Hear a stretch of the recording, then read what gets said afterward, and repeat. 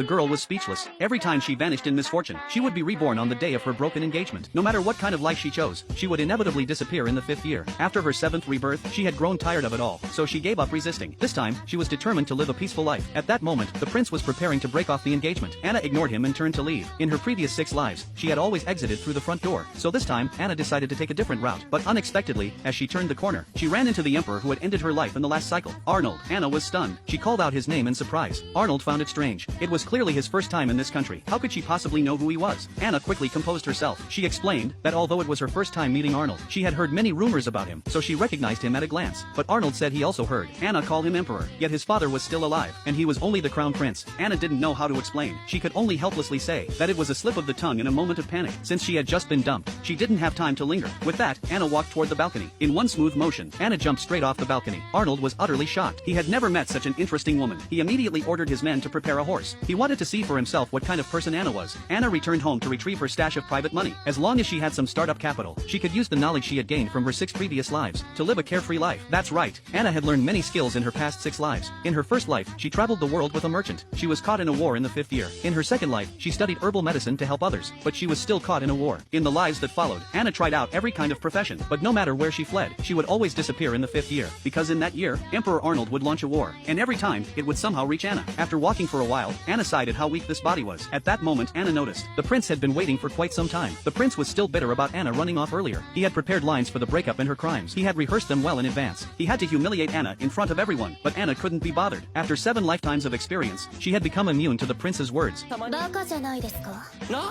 悲しみでドレスは汚れません。何より私はあなたから婚約破棄されても悲しくはありません。何?